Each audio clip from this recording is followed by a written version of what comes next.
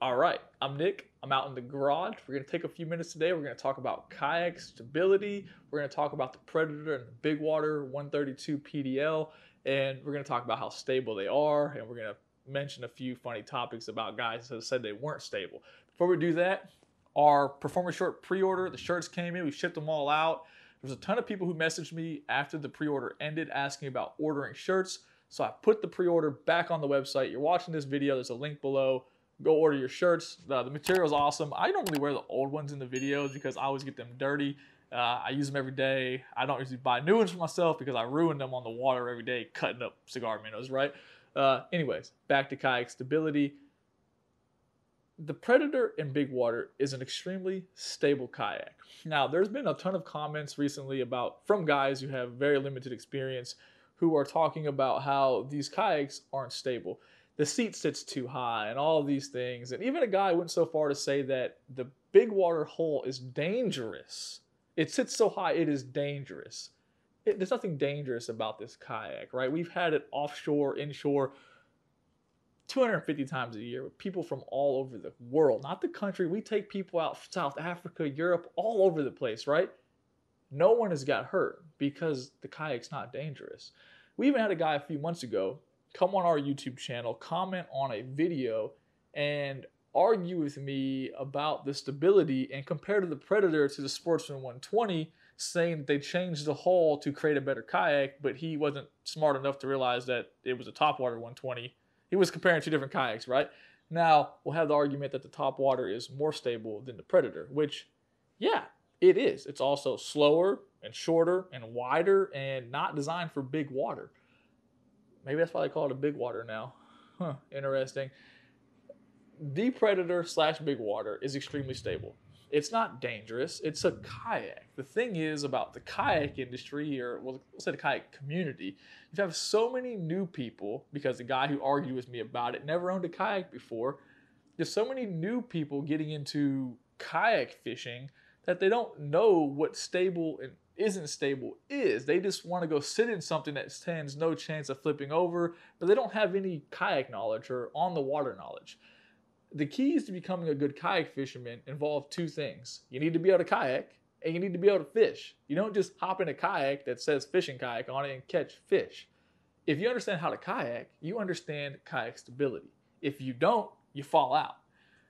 We have a very simple safety briefing that we give on every fishing trip, every single day, whether it's inshore or offshore, and it involves shaking hands.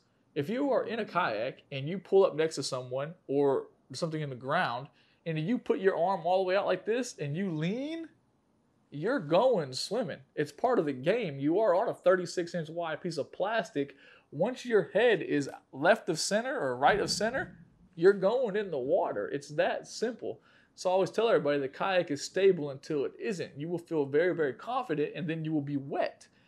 Keep that stuff in mind. Keep your body, your weight in the center of the kayak, and if you need to reach for something, your elbow should be bent.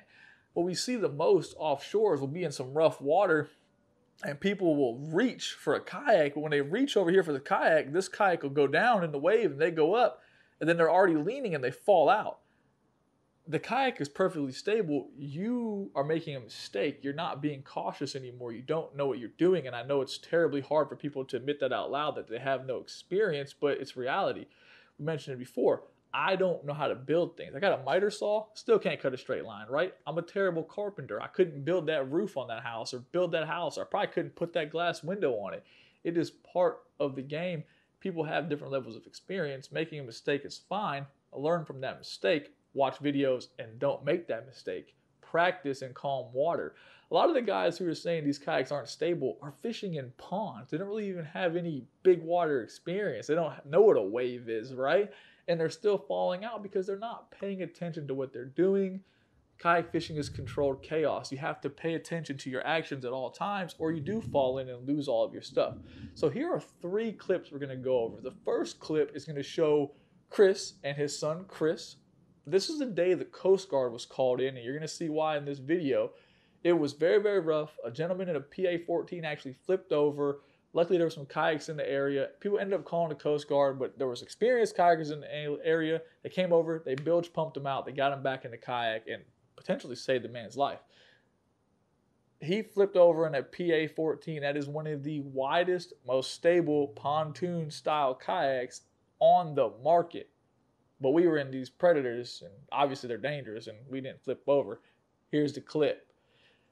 Now, Chris, the father, the older man, he has a ton of on-the-water experience, a ton of kayak experience. He owns a top water, but he's been in the Gulf twice, both times on his charter. You can see how big these waves were. His son, Chris, had never been in a kayak like this, had never been in the Gulf of Mexico. Obviously, these waves are big. It got worse as the day went on. I videotaped that at first light. It got a little crazy. We made it back into the beach with no problems because we walked them through it. But you can see it's big. You can see them talking to me while we're on the water. They're not really paying attention because the kayak absorbs the waves perfectly the way it was designed to do it.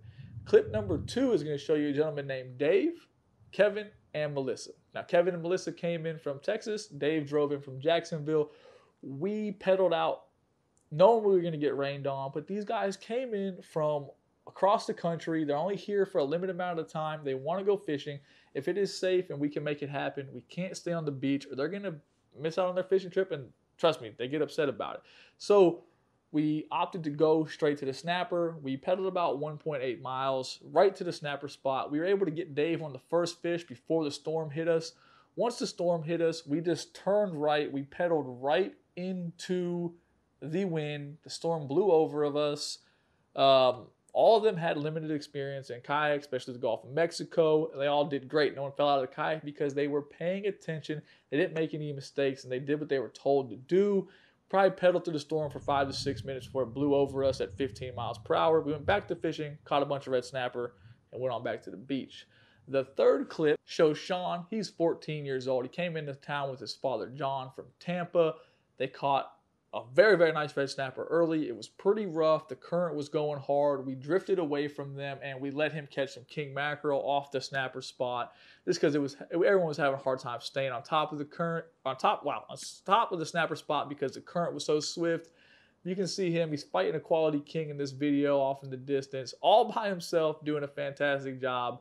Kayak's absorbing the waves. He's staying in the center of the kayak, probably catching a bigger fish than most of you guys have ever caught from the kayak. Having zero issues. He's 14. The kayak is stable. If you fall out, it's because you made a mistake. The kayak don't just magically throw you out. Like, not like there's an eject button in there. You push with your foot and you flip out the side of it, right? There is nothing to it. The kayak is stable. We have a ton of arguments about it in the past. I'm just going to leave it at this. This is the whole group of this video. You have to have experience in these kayaks. Every kayak. It doesn't matter if you're in a PA-14 or a Jackson Big Rig. If you do not know what you're doing, you are going to fall out because of lack of experience. Every kayak on the market is pretty darn stable. Even the Hobie Revo is pretty darn stable. Does it have a tipping point? Yes. But you have to be experienced for it. As the kayak community grows, the experience level is definitely dropping. It's just how it works. You can look at any industry about it. Photography, they make it easy for you to make the cameras better, but the experience level goes down because it's easier to get involved in. That's it. Kayak fishing. It's easier. The community is growing. Experience levels at an all-time low. It's just reality. I appreciate you guys watching. If you have any questions, drop them in the comment section. As always, I look forward to hearing your guys' thoughts. Let me know what you think. Is the Predator hull dangerous? Let me know. Thanks for watching.